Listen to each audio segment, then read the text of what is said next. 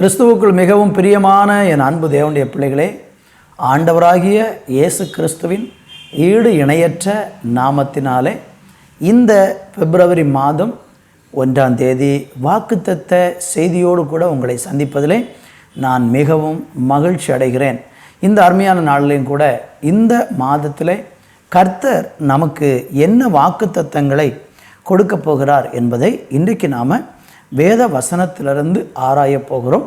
இந்த நிகழ்ச்சியை பார்க்கிற உங்களோடு கூட ஆண்டவர் இருந்து இந்த வாக்குத்தத்தத்தின்படி இந்த மாதம் முழுவதும் உங்களை ஆண்டவர் அருமையாக நடத்துவாராக என்று சொல்லி நான் வாழ்த்துகிறேன். இந்த மாதம் உங்களுக்கு தேவனுடைய பாதுகாப்பும் தேவனுடைய பலனும் தேவனுடைய கிருபையும் உங்களை சூழ்ந்து கொள்ளட்டும் என்று உங்களை நான் அன்போடு கூட வாழ்த்துகிறேன். இப்பொழுது கூட நாம் இன்றைக்கு சிந்திக்கும்படியாக 1 கொரிந்தியருக்கு எழுதின நிருபம் 10ஆம் அதிகாரம் 13வது வசனத்தை நான் வாசிக்கிறேன். மனுஷனுக்கு நேரிடுகிற சோதனையே அல்லாமல் வேறு சோதனை உங்களுக்கு நேரிடவில்லை. தேவன் உண்மையுள்ளவராய் இருக்கிறார். உங்கள் திராணிக்கு மேலாக நீங்கள் சோதிக்கப்படுவதற்கு அவர் இடங்கொடாமல் சோதனையை தாங்கத்தக்க சோதனையோடு கூட அதற்கு தப்பிக்கொள்ளும்படியான போக்கையும் உண்டாக்குவார். அன்பு தேவனுடைய பிள்ளைகளே, இந்த வேத பகுதியில் இருந்துதான் இன்றைக்கு ஆண்டவர் இந்த மாதத்துக்குரிய வாக்குத்தத்த வார்த்தைகளை தேவன் நமக்கு தரப்போகிறார். இந்த பகுதியை நம்ம தியானிக்கும் போது ஒவ்வொரு பகுதியாக இன்றைக்கு நாம் சிந்திக்க போகிறோம். இங்கே சொல்லப்படுகிறது, ஒரு மனுஷனுடைய வாழ்க்கையில் சோதனை வரும் அல்லது சோதனையிலிருந்து எப்படி தப்பித்து கொள்ளுகிறான், சோதனையிலே அவன் எப்படி பாதுகாப்பாக இருக்கிறான், வருகிற சோதனை அவனுக்கு எப்படிப்பட்டதாக இருக்கும் என்பதையெல்லாம் குறித்து நாம் இங்கே அழகாக பார்க்க முடியும். ஒரு மனிதனுக்கு சோதனை வரும்போது அந்த சோதனையில் தேவனுடைய செயல்கள் எப்படி இருக்கும் அதையும் இந்த வசனத்துக்குள்ளே நீங்கள் பார்க்க முடிகிறது. அன்பு தேவனுடைய பிள்ளைகளே, இன்றைக்கு சோதனை 2 விதமாக வருகிறது. ஒன்று, சில மனிதர்களை அல்லது தேவனுடைய பிள்ளைகளை தேவன் சோதிக்கிறார் என்று நம்ம பார்க்கிறோம். ஆபிரகாமை ஆதியாம் புஸ்தகம் 22ஆம் அதிகாரத்தில் பார்த்தால் சோதித்தார் என்று நாம் அங்கே பார்க்க முடிகிறது. மாத்திரமல்ல, இது ஒரு பரீட்சை. அப்படி தேவன் சோதிக்கிற சோதனை என்பது ஒரு பரீட்சையாக இருக்கிறது. ஒரு மாணவன் படிக்கும் பொழுது அவன் அடுத்த வகுப்புக்கு செல்ல வேண்டும் என்றால் அவனுக்கு ஒரு பரீட்சை வைத்து அதில் அவன் எப்படி இருக்கிறான் என்பதை பார்த்து நன்றாக படித்திருக்கிறானா, நன்றாக வளர்ந்திருக்கிறானா, நன்றாக தேறி இருக்கிறானா என்பதை அறிந்த பிறகே அவன் அடுத்த வகுப்புக்கு போக முடியும். தேவன் மனிதர்களை, தேவ பிள்ளைகளை அல்லது தேவனை நம்புகிறவர்களை அவர் சோதித்து பார்க்க விரும்புகிறார். அதுதான் தெய்வீக சோதனை என்று சொல்லப்பட்டிருக்கிறது. இன்னும் நீங்கள் பார்த்தீங்கன்னா பரீட்சையை குறித்து பைபிளில் பல இடங்கள் இருக்கிறது. அது பிசாசு என்ன செய்கிறான், மனிதனை சோதிக்கிறான். அந்த சோதனைக்கு நம்ம சிந்திச்சு பார்த்தீங்கன்னா அது நம்மளை அழிப்பதற்காக அல்லது நமக்கு விரோதமாக சாத்தானால் நடத்தப்படக்கூடிய சில சோதனையாக இருக்கிறது. அந்த சோதனை எப்படிப்பட்டதாக இருக்கும் என்றால் தீமையினால் உண்டாகிற தீமையான சோதனைகளாக இருக்கும். அந்த சோதனையை நம்ம மேற்கொள்ள வேண்டும். இந்த இடத்துல நம்ம பார்க்கும் பொழுது ஆண்டவராகிய தேவன் ஒரு மனிதனை சோதித்து பார்க்கிறதை குறித்தும் அல்லது பிசாசே ஒருவேளை ஒரு மனிதனை சோதிக்கும் போதும் இந்த சோதனையில் எப்படி நாம் ஜெயிக்கிறது, மேற்கொள்வது என்பதை குறித்து காரியங்களை நாம் இங்கே பார்க்க முடிகிறது. அருமையான தேவனுடைய பிள்ளைகளே, இந்த நாளிலையும் கூட சில சோதனைகளை தேவன் நம்முடைய வாழ்க்கையில் அனுமதிக்கும் போது நாம் சோர்ந்து போய்விடக்கூடாது. இந்த பகுதியை நீங்கள் படித்து பாருங்கள். முதலாவது நம்ம சிந்திக்க போகிறது, மனுஷனுக்கு நேரிடுகிற சோதனை அல்லாமல் வேறு சோதனை உங்களுக்கு நேரிடவில்லை அப்படின்னு சொல்கிறார். காரணம், ஆண்டவர் சொல்கிறார் மனுஷனுக்கு நேரிடுகிற சோதனை. அப்படியானால் எல்லா மனுஷனுக்கும் ஒரு சோதனை உண்டு. எல்லா மனுஷனுக்கும் சோதனை உண்டு என்பது இந்த வசனம் நமக்கு அழகாக கற்றுக் கொடுக்கிறது. மனுஷனுக்கு நேரிடுகிற சோதனை அல்லாமல் வேறு சோதனை உங்களுக்கு வராது. அப்படின்னா நம்ம எல்லாருமே மனிதர்கள்னு ஆண்டவருக்கு தெரியும். அவருடைய சாயலாக உண்டாக்கப்பட்டிருக்கிறோம். அவருடைய சாயலாக படைக்கப்பட்ட மனிதர்களாகிய நமக்கு எவ்வளவு சோதனை வேண்டும் என்பதை ஆண்டவர் அறிந்து அந்த அளவுக்கு தக்கதாக ஒரு மனுஷனுக்கு எவ்வளவு சோதனை வந்தால் அவன் அதை தாங்குவான் அல்லது அவன் அதில் நிலை நிற்பான் என்பதை அறிந்து தேவன் நம்முடைய வாழ்க்கையில் சோதனைகளை அனுமதிக்கிறார். யோபு குறித்து நமக்கு தெரியும். தேவனால் பிசாசினால் சோதிக்கப்பட்ட ஒரு யோபு. ஆனால் அந்த யோபு பாருங்கள், அந்த சோதனையை அழகாக ஜெயிச்சிட்டார். ஜெயித்தது நிமித்தம் என்ன நன்மை வந்தது? அவர் அந்த சோதனையில் ஜெயித்ததுனால கர்த்தர் அவனுக்கு 2 மடங்கு ஆசீர்வாதங்களை கொடுத்தார், ப்ரமோஷன் கொடுத்தார், உயர்வு கொடுத்தார். நீங்களும் இன்றைக்கு பலவித சோதனைகளின் வழியாக கடந்து போய் கொண்டிருக்கிறீங்கன்னா நீங்கள் சோர்ந்து போக வேண்டாம். நீங்கள் மனுஷனுக்கு நேரிடுகிற எல்லா மனுஷனுக்கு இருக்கிற சோதனை தான் உங்களுக்கும் வந்திருக்குது. நீங்கள் நினைக்கலாம், சோதனை வரும்போது எனக்கு மட்டும்தான் இந்த பாடுகளா, எனக்கு மட்டும்தான் இந்த உபத்திரவமா, அவங்களுக்கு பாடுகள் இல்லையே, இவங்களுக்கு பாடுகள் இல்லையே, அவங்க நல்லா தானே இருக்கிறாங்க, அவங்க சிரித்து பேசுகிறாங்க, அவங்க மகிழ்ச்சியாக இருக்கிறாங்க. அதை பார்க்கும் பொழுது நமக்கு தோணும் அவர்களுக்கெல்லாம் ஒரு பிரச்சனை இல்லை என்று. ஆனால் எல்லா மனுஷனுக்கும் சோதனை என்பது நிச்சயமாக உண்டு என்பதை நீங்கள் மறந்துடாதீங்க. அன்பு தேவன் பிள்ளைகளே, ஆண்டவர் மனுஷனுக்கு நேரிடுகிற சோதனை இல்லாமல் வேறு சோதனை உங்களுக்கு நேரிடுவதில்லை என்று சொல்வதற்கு என்ன காரணம்னா, பாருங்கள், ஆண்டவருக்கு தெரியும் ஒரு மனுஷனுக்கு எவ்வளோ சோதனை வந்தால் அவன் தாங்குவான் அப்படின்னு தெரியும். ஏன் தெரியும்னா, எபிரேயர்களின் நிருபம் 2ஆம் அதிகாரம் 18வது வசனத்தில் நீங்கள் வாசிக்கும்போது அவர் தாமே சோதிக்கப்பட்டு பாடுபட்டபடியினாலே சோதிக்கப்படுகிறவர்களுக்கு உதவி செய்ய அவர் வல்லவராக இருக்கிறார் என்று இயேசுவை பற்றி சொல்லியிருக்கிற ஒரு வார்த்தை. இயேசு இந்த பூமியில் மனுஷனாக வந்தார், அதை நீங்கள் மறந்து போயிடக்கூடாது. இயேசு எதற்காக மனுஷனாய் வந்தார் என்றால், அவர் நம்மை போல ஒரு பாடு நிறைந்த இந்த உலகத்தில் நம்மை போல அவரும் ஒரு மாம்ச சரீரத்தில் இந்த உலகத்தில் இறங்கி வந்து 33.5 வருஷம் மனுஷனாக அதே நேரத்தில் முழு தேவனாகவும் அவர் வாழ்ந்தார். அவர் சரீரத்தில் மனுஷனாக மாம்சீக சரீரத்தில் அவர் பாடுபட்டார், ஆவியிலே அவர் உயிர்ப்பிக்கப்பட்டார் என்று நம்ம வேதத்தில் பார்க்க முடியும். அன்பு தேவனுடைய பிள்ளைகளே, ஆண்டவராகிய இயேசு கிறிஸ்து அவரே சோதிக்கப்பட்டிருக்கிறாரு, பாடும் பட்டிருக்கிறார். அப்போ அதனால் என்ன அர்த்தம்? அவருக்கு தெரியும் ஒரு மனுஷனுக்கு சோதனை வந்தால் அது எவ்வளோ கஷ்டம், அவன் எவ்வளோ பாடு அனுபவிப்பான், அது அவனை எவ்வளவாய் நொறுக்கும், அது அவனை எவ்வளவாய் துன்புறுத்தும் என்பது இயேசுவுக்கு நன்றாக தெரியும், நன்றாக தெரியும். நீங்கள் நல்லா கவனித்து பார்த்தீங்கன்னா, ஆண்டவராக இயேசு கிறிஸ்து சோதிக்கப்பட்டதை குறித்து மத்தேயு 4ஆம் அதிகாரத்திலையும் லூக்கா 4ஆம் அதிகாரத்திலையும் நீங்கள் வாசித்து பாருங்கள். அங்கே இயேசு கிறிஸ்து பிசாசினாலே வனாந்தரத்தில் கொண்டு போகப்பட்டு 40 நாள் அளவும் அவர் சோதிக்கப்பட்டார் என்று நம்ம வேதத்தில் அழகாக பார்க்க முடிகிறது. 40 நாள் இயேசுவுக்கு சோதனை இருந்தது. அந்த சோதனை காலத்தில் அவர் காட்டு மிருகங்களோடு சஞ்சரித்தார் என்று வேதம் சொல்லுகிறது. காட்டு மிருகங்களோடு சஞ்சரித்தார் என்றால் என்ன அர்த்தம்? அவர் காட்டு மிருகங்களோடு கூட நடந்தார்னு அர்த்தம் இல்லை. அந்த கொடூரமான பயங்கர பாடுகள் நிறைந்த பாதையில் அவர் சாத்தானால் சோதிக்கப்பட்டிருக்கிறார் 40 நாட்கள். அப்படி 40 நாட்கள் இயேசு கிறிஸ்து சோதிக்கப்பட்டு பாடுபட்டதுனால மாத்திரமல்ல, அவர் சிலுவையில் பாடுபட்டார், அது நமக்கு தெரியும். ரத்தம் சிந்தினார், நம்முடைய பாவங்களுக்காக அடிக்கப்பட்டார், நொறுக்கப்பட்டார், இதெல்லாம் நமக்கு தெரியும். அப்போ இயேசு இந்த பூமியில் நமக்காக சோதிக்கப்பட்டிருக்கிறாரு, பாடும் பட்டிருக்கிறாரு. அதனால் அவருக்கு தெரியும் சோதிக்கப்படுகிற உங்களுக்கு அவர் உதவி செய்வார். மறந்து போயிடாதீங்க, நம்மளை புரிந்து கொள்ளாத ஒரு தெய்வம் அல்ல, அல்லது ஏதோ ஒரு இன்றைக்கி உலகத்தில் சொல்லப்படுகிற தெய்வங்கள் அவதாரங்கள் என்று சொல்கிறாங்களே, அவங்கெல்லாம் பாருங்கள் சுகமான ஒரு வாழ்க்கை வாழ்ந்து கொண்டிருக்கிறாங்க. ஆனால் ஆண்டவர் அப்படி இல்லை, நம்மை போல அவரும் பாடுபட்டிருக்கிறார். ஆமேன். எனவே நம்முடைய பாடுகள் அவருக்கு தெரியும். இன்றைக்கி அன்பு தேவனுடைய பிள்ளையே, இந்த செய்தியை கேட்டுக்கொண்டிருக்கிற நீங்கள் ஏதோ ஒரு விதத்தில் நெருக்கப்பட்டு நொறுக்கப்பட்டு பலவிதமான பாடுகளின் மத்தியில், சோதனையின் மத்தியில் தவிக்கிறீங்களா?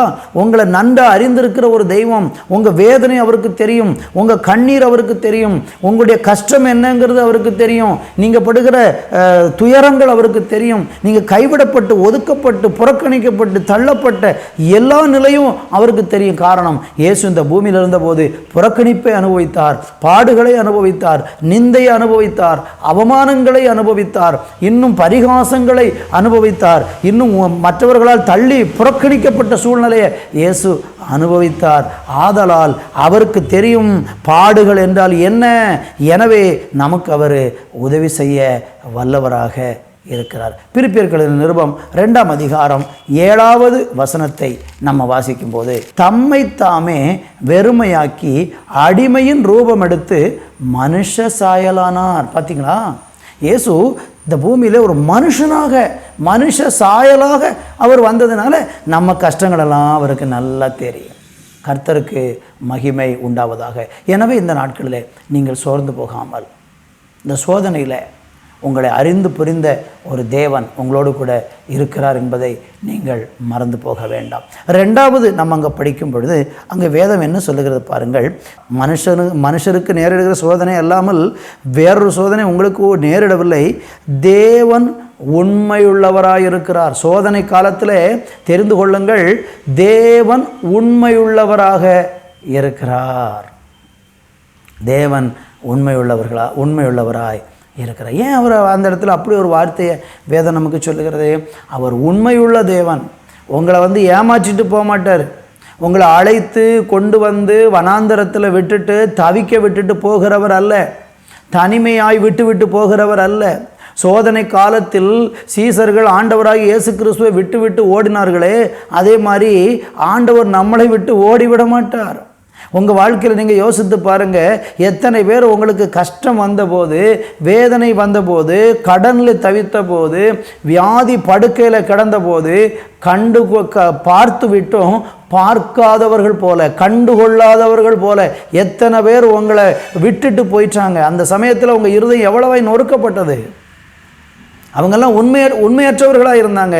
நீங்கள் அவங்க வியாதியில் அவங்களுக்கு உதவி செஞ்சுருக்கலாம், அவங்களுடைய கஷ்டத்தில் பண உதவி செஞ்சுருக்கலாம், அவங்களுக்கு நெருக்கம் உண்டான சமயத்தில் நீங்கள் அவங்கள அன்போடு ஏற்றுக்கொண்டு ஆதரிச்சிருக்கலாம். ஆனால் உங்களுக்கு சோதனை வரும்போது அவர்கள் அந்த உண்மையை காப்பாற்றலை, உங்களை புறக்கணித்து தள்ளின சம்பவங்கள் எத்தனை நேரம் உங்கள் வாழ்க்கையில் உங்களுக்கு அழுகையை கொண்டு வந்தது, கண்ணீரை கொண்டு வந்தது. ஆனால் ஆண்டவர் சொல்கிறாரு, சோதனை நேரத்தில் என் தேவன் உண்மையுள்ளவராக இருப்பார். ஹல்லேலூயா. நம்முடைய தேவன் உண்மை உள்ளவராய் இருப்பார், விட்டுட்டு போயிட மாட்டார். அந்த சோதனையில் உங்க கூடவே அவர் இருப்பார். கர்த்தருக்கு மகிமை உண்டாகட்டும். நீங்கள் 2 தெசலோனிக்கேயர் எழுதின நிருபம் 3ஆம் அதிகாரம் 3வது வசனத்தில் நீங்கள் படித்து பாருங்கள். தேவன் உண்மையுள்ளவராக இருக்கிறார். அதனால் அவர் என்ன செய்வாராம்? தீமையினின்று நம்மளை விலக்கி காப்பாராம். சோதனைகளின் நிமித்தம் நீங்கள் தீமை அனுபவிக்கிறீங்கன்னா ஆண்டவர் உண்மை உள்ளவராக இருக்கிறதுனால அவர் உங்களை தீமையில் நின்று விலக்கி காப்பார். இந்த பிப்ரவரி மாதத்தில் கர்த்தர் நீங்கள் அனுபவிக்கிற சோதனையின் வேதனையின் பாதையில் போகிற உங்களை பார்த்து சொல்கிறாரு, உன்னை நான் உண்மையுள்ளவராய் உன் கூட இருப்பேன், உன்னை தீமையில் நின்று நான் விலக்கி காப்பேன் என்று கர்த்தர் உங்களுக்கு தீர்க்க தரிசனமாக இந்த வார்த்தையை சொல்கிறார். அதெல்லாம் இந்த நாட்களில் நீங்கள் சோர்ந்து போக, அவர் உண்மையுள்ளவர், அவர் உண்மையுள்ளவர். இந்த உலகம் என்ன தெரியுமா? உண்மையற்றது. நீங்கள் நேசிச்சிருப்பீங்க, அவங்க நேசிக்க மாட்டாங்க. நீங்கள் கொடுத்துருப்பீங்க, உங்களுக்கு கொடுக்க மாட்டாங்க. நீங்கள் அன்பு செலுத்தியிருப்பீங்க, ஆனால் உங்களை தூசிப்பாங்க. நாம் நன்மை செஞ்சுருப்போம், ஆனால் தீமை நமக்கு எதிராக செய்வாங்க. இதுதான் உண்மையற்ற உலகம். ஆனால் தெய்வம் அப்படி அல்ல. தெய்வம் அப்படி அல்ல, உண்மையுள்ளவராக இருப்பார். வாசித்து பாருங்கள், 1 கொரிந்தியர் 1:9 நீங்கள் படித்து பார்த்தீங்கன்னா அங்கு வேதம் சொல்லுகிறது, உங்களை அழைத்தவர் உண்மையுள்ளவர். என் அன்பு தேவனுடைய பிள்ளைகளே, இந்த நாட்கள்லையும் கூட உங்கள் வாழ்க்கையில் நீங்கள் புரிஞ்சு, உங்களை அழைச்சவர் உண்மையுள்ளவர். அழைச்சிட்டார்ல, எத்தனை சோதனை வந்தாலும் உண்மையுள்ளவராக இருப்பார், கூடவே இருப்பார், தீமை நின்று விலக்கி காப்பார். நம்மளை அழைத்த தேவன், அவரோடு கூட ஐக்கியமாக இருப்பதற்கு அழைத்த தேவன் உண்மையுள்ளவர். அவர் உங்களையும் என்னையும் கடைசி வரையிலையும் கூடவே இருந்து பாதுகாப்பு. யார் உங்களை விட்டு போனாலும் நீங்கள் சோர்ந்து போகாதீங்க, தைரியமாக இருங்க. இந்த உலக உறவுகளெல்லாம் அப்படித்தான். நன்மை செஞ்சுருப்போம், ஆனால் பதில் தீமை தான் கிடைக்கும். ஆனால் அவர் உண்மை உள்ளவர், அவர் உங்களுக்கு நன்மை செய்வார். கர்த்தருக்கு மகிமை. அடுத்து நீங்கள் படித்து பாருங்கள், தேவன் உண்மை உள்ளவராக இருக்கிறார். உங்கள் திராணிக்கு மேலாக நீங்கள் சோதிக்கப்படுவதற்கு அவர் இடம் கொடுக்க மாட்டார். உங்களுக்குன்னு ஒரு திராணி, ஒவ்வொரு மனுஷனுக்கும் ஒரு திராணி இருக்கிறது. அந்த திராணிக்கு மேலே விடவே மாட்டேன். நீங்கள் சில சொல்லுவீங்க, என்னால் தாங்க முடியல ஆண்டவரே அப்படின்னு கூட நீங்கள் ஜெபிச்சிருக்கலாம். ஆனால் தாங்குவதற்கு ஏற்றாற்போல திராணிக்கு தக்கதாக தான் கர்த்தர் உங்களுக்கு சோதனையை அனுமதிப்பார். அதை தாண்டி உங்கள் வாழ்க்கையில் தேவன் ஒருபோதும் சோதனையை அனுமதிக்க மாட்டார். அப்படிப்பட்ட சோதனையை தேவன் உங்களுக்கு அனுமதிக்கும் போது ஒரு எல்லை வச்சிருக்கிறார். ஐயோ, உங்களால் முடியாத ஒரு பாரத்தை உங்கள் மேலே கர்த்தர் சுமத்த மாட்டார். வேதம் சொல்லுகிறது, அவர் நம்ம மேலே பாரம் சுமத்தினாலும் நமக்கு உதவி செய்கிற தேவனாக இருக்கிறார், நம்மளை விடுவிக்கிற தேவனாக இருக்கிறாரு. தேவனுக்கு மகிமை உண்டாகட்டும். மற்ற எழுதின சுவிசேஷத்தில் 11ஆம் அதிகாரம் 29-30 நீங்கள் படித்து பார்த்தீங்கன்னா ஆண்டவர் சொல்றாரு, என் நுகம் மெதுவாகவும் என் சுமை லகுவாகவும் இருக்கிறது. 30ஆம் வசனத்தில் அழகாக எப்படி போட்டிருக்கிறது. அப்போ ஆண்டவர் மிஞ்சினதை நம்ம மேலே சுமத்த மாட்டார். உங்களுக்குன்னு ஒரு திராணி, உங்களால் இவ்வளோதான் முடியும், அதைத்தான் அவர் உங்கள் மேலே அனுமதிப்பார். ஒரு நீங்கள் கேட்கலாம், எதுக்கு என்ன என் மேலே அனுமதிக்கணும், என்ன அப்படியே விட்டுவிட வேண்டியதானே? இல்லை, நீங்கள் அடுத்த கிளாஸுக்கு போகணும், நீங்கள் முன்னேறணும், உங்களுடைய ஆவிக்குரிய தரம் வளரணும், உங்களுடைய பரிசுத்தம் வளரணும், நீங்கள் தேவனோடு கூட இன்னும் நெருங்கணும். அதற்கு தேவன் உபயோகிக்கிற ஒரு காரியம்தான் இந்த சோதனை. எனவே இந்த சோதனை வழியாக போய்த்தான் ஆகணும். தேவனுடைய பிள்ளைகளுக்கு உலகத்தில் உபத்திரவம் உண்டு, தேவனுடைய பிள்ளைகளுக்கு இந்த உலகத்தில் போராட்டம் உண்டு. இந்த சோதனை வழியாக போய்த்தான் ஆகணும், வேறு ஷார்ட்கட் கிடையாது. ஆண்டவருடைய பிள்ளைகளை அப்படி சோதித்து பார்க்குறாரு, பரிசோதித்து பார்க்குறாரு. இவன் எவ்வளோ தூரம் விசுவாசத்தில் இருக்கிறாய் என்று தேவன் நம்மளை சோதித்து பார்க்கிறார். ஏன்னா அன்பு தேவனுடைய பிள்ளைகளே, இந்த நாளிலையும் கூட உங்களுடைய வாழ்க்கையை நீங்கள் சிந்தித்து பாருங்கள். நீங்களும் தேவனோடு உள்ள உறவில் எப்படியாக இன்றைக்கு இருந்து கொண்டு இருக்கிறீங்க? சோதனையில் உங்களால் ஜெயிக்க முடிகிறதா? சோதனையை உங்களால் மேற்கொள்ள முடிகிறதா? அடுத்து நீங்கள் படித்து பார்த்தீங்கன்னா கர்த்தர் என்ன சொல்கிறார்னா, சோதிக்கப்படுகிறதுக்கு அவர் இடம் கொடாமல் சோதனையை தாங்கத்தக்க, பாருங்கள், சோதனையோடு கூட தப்பித்து கொள்ளும்படியான போக்கு வழியையும் உண்டாக்குறாரு. அப்போ தாங்கத்தக்க ஒரு பலனை ஆண்டவர் நமக்கு தருகிறார். தாங்கும்படியான ஒரு பலன், தாங்கிறதுக்கு பலன் கொடுப்பார். சோதனையை கொடுத்தவர், சோதனையை அனுமதித்தவர், சோதனையின் பாதையில் நம்மளை சோதித்து பார்க்குறவர் தாங்கும்படியான பலனை கொடுப்பார். கர்த்தருக்கு மகிமை உண்டாகட்டும். நீங்கள் கவனித்து பார்த்தீங்கன்னா ஆபிரகாமை தேவன் சோதிக்கும் போது தன்னுடைய மகனை கொண்டு போய் பலி செலுத்த சொல்கிறார். ஆனால் பலி செலுத்த சொல்லும்போது அந்த ஆபிரகாமோடு தேவன் பேசினதும் மகனை கொண்டு மோரியா மலையில் பலி செலுத்த போகிற காரியம் எதுவுமே சாராவுக்கு தெரியாது. காரணம் என்ன? சாராவினிடத்தில் இதை சொல்லியிருந்தால் சாராள் அதை என்ன செய்திருப்பாள்? தடுத்திருப்பாள். காரணம், அவளுக்கு இதை தாங்குவதற்கு பலன் இருக்காது. காரணம், குழந்தையை பெற்றெடுத்திருக்கிறாள். 100 வயது ஆகும்போது ஆபிரகாமுக்கு இந்த குழந்தை பிறந்தது. சாராளுக்கு 90 வயது. இவ்வளோ 90 வயதில் ஒரு குழந்தையை பெற்றுட்டு அதை பலி செலுத்த சொன்னால் எந்த தாய் அதை சம்மதிப்பாள்? ஒருபோதும் அதை சம்மதிக்க மாட்டாள். தாங்க முடியாது அவளால். அதனால் கர்த்தர் அவளுக்கு இதை சொல்லலை. சில காரியங்களை தேவன் நமக்கு மறைத்திருப்பார். சில காரியங்களை உங்களால் தாங்க முடியாதுன்னு தெரிஞ்சு அந்த பாதையில் உங்களை கொண்டு போக மாட்டார். அவருக்கு தெரியும், நீ இதை கொடுத்தா தாங்கி கொள்ளுவாய், இந்த பாதையில் நீ போகிறாய், தாங்க பலம் தருவார். சில காரியங்களை உங்கள் வாழ்க்கையில் நீங்கள் முன்னே யோசிப்பீங்க, இந்த மாதிரி பிரச்சனைலாம், சிலருக்கு வருகிற பாடுகள், சிலருக்கு வருகிற துன்பங்களை எல்லாம் நீங்கள் பார்க்கும்போது உங்களுக்கு தோணும், ஐயோ, அவங்களுக்கு ஏற்படுகிறது போல துன்பம் எனக்கு வந்தால் நானெல்லாம் தாங்கி கொள்ளவே மாட்டேன் அப்படின்னு நீங்கள் உங்களை பற்றி யோசிப்பீங்க. ஆனால் ஒருவேளை அதே மாதிரி ஒரு சூழல் உங்களுக்கு வரும்போது நீங்கள் அதை தைரியமாக எதிர்கொண்டு போவீங்க. காரணம் என்ன தெரியுமா? மாம்சீகமாக உங்களால் தாங்க முடியாது. ஆனால் கர்த்தர் அந்த சோதனையை தாங்குவதற்கு உங்களுக்கு பலன் தருகிறவராக இருக்கிறார். தாங்குவதற்கான பலனை, சோதனையை தாங்கத்தக்கதான பலனை அவர் நமக்கு தருகிறவராக இருக்கிறார். இந்த செய்தியை கவனிக்கிற நீங்கள் ஒருவேளை தாங்கவே முடியல ஆண்டவரே என்று எத்தனை முறை ஆண்டவரை பார்த்து சொல்லியிருக்கிறீங்க. இந்த நாளிலையும் கூட அப்படிப்பட்ட பாதையில் நீங்கள் போகிறீங்கன்னா உங்களை சோதனையிலிருந்து விடுவிக்க ஆண்டவர் உங்களுக்கு தாங்கும்படியான பலனை தருவார். கடைசியாக அந்த வசனம் சொல்லுகிறது, சோதனையை தாங்கத்தக்கதாக சோதனையோடு கூட அதற்கு தப்பிக்கொள்ளும்படியான போக்கையும் உண்டாக்குவார். நல்லா கவனிக்கணும். சோதனையை அனுமதிக்கிறவர் தப்பிக்க வழியும் வச்சிருப்பார். வழி இல்லாமல் உங்களை அனுப்ப மாட்டார். கட்டாயம் ஒரு வழி இருக்கும். நீங்கள் சோதனையிலிருந்து ஜெயிச்சு வெளியே வருவதற்கு தேவன் ஒரு வழியை வைத்திருக்கிறார். நம்புங்க, ஃபஸ்ட்டு நம்புங்க. நமக்கு தெரியும், ஐயோ நான் எப்படி தப்ப போகிறேன், இந்த பாடுகளிலிருந்து எப்படி வெளியே வரப்போகிறேன், ஐயோ இந்த துன்பத்திலிருந்து எப்படி நான் மீண்டு வரப்போகிறேன், எனக்கு வழியே தெரியல ஆண்டவரே என்று சொல்லி அழுதுருக்கலாம். கட்டாயம் உங்களுக்கு ஒரு வழி வச்சிருக்கிறார். ஒரு வழி இருக்குது, ஒரு வழி உண்டு. நீங்கள் கேட்கலாம், அப்படின்னா அந்த வழி என்னையா, எனக்கு சீக்கிரம் சொல்லுங்கள், அந்த வழியாக நான் சீக்கிரமாக அந்த சோதனையிலேருந்து தப்பித்து வெளியே வர விரும்புகிறேன் அப்படின்னா ஒரு சில காரியங்களை, ஒரு 3 காரியங்களை உங்களுக்கு நான் சொல்ல விரும்புகிறேன். 3 காரியங்களை நீங்கள் செஞ்சீங்கன்னா இந்த சோதனையில் நீங்கள் தப்பித்து கொள்ள முடியும். அநேகர் இந்த சோதனையில் தப்பித்து கொள்ளாமல் இருக்கிறதுக்கு காரணம் உண்டு. இப்படிப்பட்ட சோதனையில் சிலர்லாம் சோர்ந்து போய் பின்மாற்றம் அடைஞ்சு போயிடுறாங்க. ஐயோ வாழ்க்கை கசந்து போச்சு, என்னால் முடியலை, நான் போய்விடுகிறேன் என்று சொல்லி சோதனையை தாங்க முடியாமல் தேவனை விட்டு விட்டு ஓடிப்போனவர்கள் இன்றைக்கு உலகத்தில் பலர் உண்டு. நீங்கள் அப்படிப்பட்டவர்களாக இருக்க ஆண்டவர் விரும்பவில்லை. சோதனையிலிருந்து தப்பித்து கொள்ளுவதற்கு தேவன் உங்களை இந்த நாளிலே ஆசீர்வதிக்கப் போகிறார். நல்லா கவனிச்சு பாருங்கள். மத்தேயு எழுதின சுவிசேஷத்தில் 26ஆம் அதிகாரம் 41வது வசனத்தை நீங்கள் வாசித்து பார்த்தீங்கன்னா என்ன போட்டிருக்கு பாருங்க, நீங்கள் சோதனைக்கு உட்படாதபடிக்கு விழித்திருந்து ஜெபம் பண்ணுங்கள். ஆவி உற்சாகம் உள்ளதுதான், மாம்சமோ பலவீனம் உள்ளது.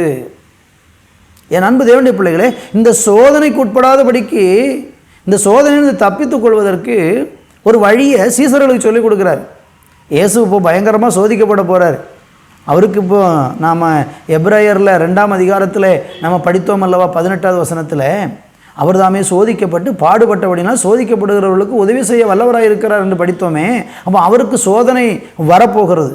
பயங்கரமான ஒரு மரண பாதையில் இயேசு போக போகிறார். அந்த பாதையில் சீசர்களும் அதில் சிக்கி அவங்க இதில் சோர்ந்து போயிடக்கூடாதுன்னு சொல்லி கர்த்தர் அவங்களுக்கு ஒரு ஆலோசனை சொல்லி கொடுக்குறார். என்ன ஆலோசனை சொல்லி கொடுக்குறாரு? நீங்கள் ஜெபம் பண்ணுங்க. இயேசுவுக்கு இப்படி சோதனை வந்தபோது இந்த சோதனையை தப்பித்து கொள்வதற்கான போக்கு வழி அவர் புரிஞ்சு வச்சுருந்தார்.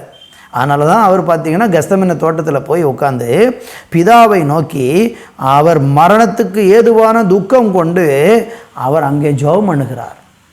அவர் ஜெபம் பண்ணும்போது அவருடைய வேர்வையெல்லாம் இரத்த துளிகளாக கீழே தரையில் விழுகிறது. அப்போ இயேசுவுக்கு தெரியும், இந்த சோதனையை ஜெயிக்கிறதுக்கு ஜெபம் ஒன்று தான் போக்கு வழி என்பதை அவர் அறிந்தார். எனவே நல்லா கவனித்து பாருங்கள், நீங்களும் இந்த சோதனையிலிருந்து ஜெயிப்பதற்கு கர்த்தர் உங்களுக்கு ஒரு போக்கு வழியை வச்சிருக்கிறாரு. அந்த போக்கு வழி ஜெபம் ஒன்று தான். ஜெபம் ஒன்று தான். நீங்கள் ஜெபிக்காமல் கட்டாயம் இந்த சோதனையில் ஜெயிக்க முடியாது. நீங்கள் இதில் சோர்ந்து போயிடுவீங்க, தளர்ந்து போயிடுவீங்க. உங்களுக்கு எப்பமெல்லாம் சோதனை வருகிறதோ அப்பமெல்லாம் நீங்கள் செய்ய வேண்டியது என்ன தெரியுமா? கேள்வி கேட்டு தேவனை தூசித்து தேவனுக்கு விரோதமாக முறுமுறுத்து பின்மாற்றம் அடைஞ்சு சபைக்கு போகாமல் வேதம் வாசிக்காமல் ஜெபிக்காமல் இருந்தால் அந்த சோதனையில் நீங்கள் மேற்கொள்ளவே முடியாது. தேவன் வைத்திருக்கிற போக்கு வழி ஜெபந்தான். முழங்கால் படியிட ஆரம்பிச்சிருங்க, உபவாசம் இருந்து ஜெபிக்க ஆரம்பிச்சிருங்க. அங்கே ஆண்டவர் அவங்களுக்கு சொன்ன காரியம் என்ன? விழித்திருந்து ஜெபம் பண்ணுங்கள்னு சொன்னார். விழித்திருந்து ஜெபம் பண்ணுங்க, ராஜாமங்களை எழும்புங்க. என் குடும்பத்தில் என் கணவனால் இப்படியெல்லாம் எனக்கு சோதனை வருகிறது, என் பிள்ளைகளால் எனக்கு இவ்வளவு வேதனைகளும் நெருக்கங்கள் வருகிறது, என் அயலகத்தில் இப்படி நடக்கும், என் வேலை ஸ்தலத்தில் எனக்கு சோதனை, நான் எங்கு போனாலும் எனக்கு பயங்கரமான பாடுகள் வழியாக கடந்து போய் கொண்டிருக்கிறேன், நான் தப்பித்துக்கொள்ள எனக்கு வழி தெரியலையே ஆண்டவரேனா, இதுதான் வழி. ஜெபத்தை அதிகரிக்க பண்ணுங்கள். சாதாரணமாக 5 நிமிஷம் ஜெபம் பண்ணி 10 நிமிடம் ஜெபம் பண்ணி அவசரமாக ஜெபம் பண்ணி கொண்டிருந்த உங்கள் வாழ்க்கையில் ஜெபம் அதிகரிக்கணும். கர்த்தர் விரும்புகிறாரு. விழித்திருந்து ஜெபிக்கணும். முழங்காலில் நில்லுங்க. பிரச்சனையை சால்வ் பண்ணுறதுக்கு அங்கே மனுஷனை போய் தேடாதீங்க. கோர்ட்டு கேஸுன்னு அலையாதீங்க. அங்கே போய் சரி பண்ணிடலாமா, இவரை பார்த்து ஒன்றும் சரியாகாது.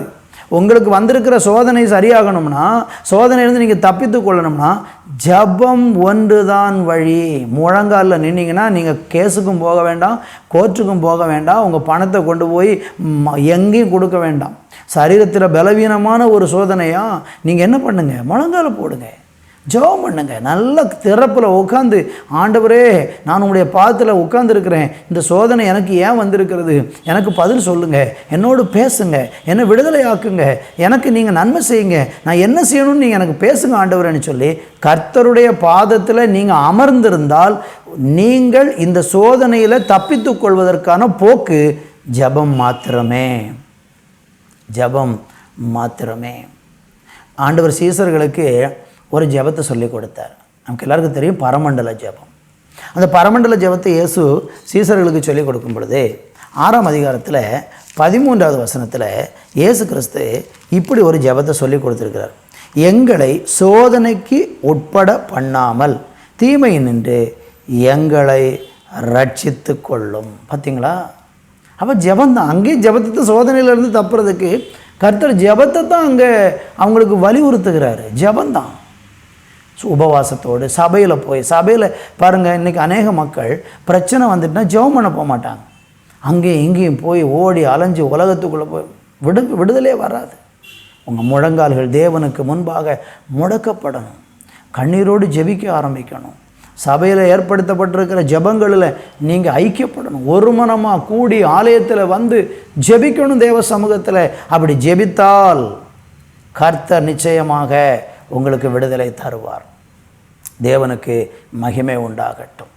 இன்னும் பாருங்கள், அப்போஸ்தலர் நடவடிக்கைகளில் 20ஆம் அதிகாரம் 19ஆம் வசனத்தில் பவுல் சொல்கிறாரு, சோதனைகளோடும் கர்த்தரை சேவித்தேன் அப்படிங்கிற. உங்களுக்கு சோதனை வந்துட்டுனா கர்த்தரை விட்டு ஓடிடாதீங்க. சிலர் சோதனை வரும்போது தேவனை விட்டு ஓடி விடுவாங்க. கர்த்தரை சேவிக்கணும். கர்த்தரை இன்னும் உறுதியை பற்றி கொள்ளணும். சோதனை வரும், ஆனால் போக்கு வழியை கர்த்தர் வச்சிருக்கிறார். யாக்கோபுக்கள் நிறுவ 1ஆம் அதிகாரம் 2ஆம் வசனத்தில் படித்து பார்த்தீங்கன்னா, சந்தோஷமாக எண்ணுங்க இந்த சோதனையை. பாருங்கள், 1 பேதுரு 1ஆம் அதிகாரம் 7ஆம் வசனத்தில் அழிந்து போகிற பொண்ணு அக்கினியினாலே சோதிக்கப்படும், அதை பார்க்கிலும் அதிக விலையேறப்பட்டதாக இருக்கிற உங்கள் விசுவாசம் சோதிக்கப்பட்டு இயேசு கிறிஸ்து வெளிப்படும் போது உங்களுக்கு புகழ்ச்சியும் கனமும் மகிமையும் உண்டாக காணப்படும். பார்த்தீங்களா? அப்போ இந்த சோதனை நமக்குள்ள என்ன கொண்டு வருகிறது? ஒரு பெரிய கனத்தை கொண்டு வருகிறது, ஒரு பெரிய மகிழ்ச்சியை கொண்டு வருகிறது. உங்களுக்கு கனமும் மகிமையும் புகழ்ச்சியும் இயேசு கிறிஸ்து வரும்போது வெளிப்படும் போது கிடைக்கும். அதுக்கு சொல்கிறாரு, ஆதலால் விலையேறப்பெற்ற உங்கள் விசுவாசம் என்ன செய்கிறது, நீங்கள் எவ்வளோ தூரம் விசுவாசத்தில் இருக்கிறீங்க என்று ஆண்டவர் என்ன செய்கிறார்னா நம்மளை சோதனையின் பாதையில் நடத்துகிறார். அதனால் இந்த சோதனையை கண்டு நீங்கள் சோர்ந்து போயிடாதீங்க. தேவன் மேலே நம்பிக்கையாக இருங்க. போக்கு வழி கட்டாயம் உண்டு. ஜெபம் பண்ணி இதை மேற்கொள்ளுங்க. அவர் உங்களுக்கு பலன் தருவார். திராணிக்கு மேலே உங்களுக்கு அனுமதிக்க மாட்டார். அந்த சோதனையில் அவர் உங்களோடு கூட உண்மையுள்ளவராக இருப்பார். காரணம், அவரும் நமக்காக சோதிக்கப்பட்டிருக்கிறார். இந்த செய்தியை கேட்கிற உங்கள் வாழ்க்கையில் சோதனை நிமித்தம் மிகவும் சோர்ந்து போயிருக்கிறீங்களா? தொலைக்காட்சியிலே பார்த்து கொண்டிருக்கிற நீங்கள், யூடியூப்பில் பார்க்குற நீங்கள், சோதனையில் ரொம்ப தோண்டுட்டேன், எனக்கு வாழ்க்கையை வெறுத்து போச்சு அப்படின்னு நீங்கள் வாழ்ந்து கொண்டு இருக்கிறீங்களா? இன்றைக்கு கர்த்தராகிய தேவன் உங்களை இந்த சோதனையிலிருந்து விடுவித்து மேன்மைப்படுத்தி ஆசீர்வதிக்க போகிறார். இந்த மாதம் முழுவதும் கர்த்தர் உங்களை அப்படியே நடத்துவாராக என்று சொல்லி இந்த 1ஆம் தேதி உங்களை நான் வாழ்த்துகிறேன். கர்த்தர் உங்களை ஆசீர்வதிப்பார். ஜெபிப்போம். நல்ல பிதாவே, இந்த வேலைக்காக நன்றி. சோதனையின் மத்தியிலே சோர்ந்து போன நிலைமையில் மனம் தளர்ந்து கண்ணீரோடும் வேதனையோடும் இருக்கிற உங்கள் பிள்ளைகளுக்காக நான் ஜெபிக்கிறேன். கர்த்தராகிய தேவன் உம்முடைய பிள்ளைகளை இந்த சோதனையிலிருந்து விடுதலையாக்கி மீட்டு ரட்சித்து ஆசீர்வதிக்கும்படிக்கு ஜெபிக்கிறேன். கர்த்தருடைய கரம் ஒவ்வொருவரையும் தாங்கட்டும். பலவீனத்தோடு மனம் தளர்ந்து போய், ஐயோ என் வாழ்க்கையில் இப்படியெல்லாம் வந்துட்டு தாங்க எனக்கு பலன் இல்லையே, நான் என்ன செய்வேன், எனக்கு வழி தெரியலையே, ஆமேன், என்னை அநேகர் ஏமாற்றி விட்டு போயிட்டாங்க, ஆமேன், நான் படுகிற பாடு என்னால் தாங்க முடியலன்னு சொல்லி யாரெல்லாம் கலங்கி நின்று கொண்டிருக்கிறார்களோ அவர்கள் இந்த மாதத்திலே ஆண்டவரே இந்த வசனத்தை கை கொண்டு இதன் மூலம் சோதனையிலிருந்து மீட்கப்பட ஆசீர்வதித்தருளும். இயேசுவின் நாமத்தில் ஜெபிக்கிறோம் பிதாவே. ஆமேன், ஆமேன்.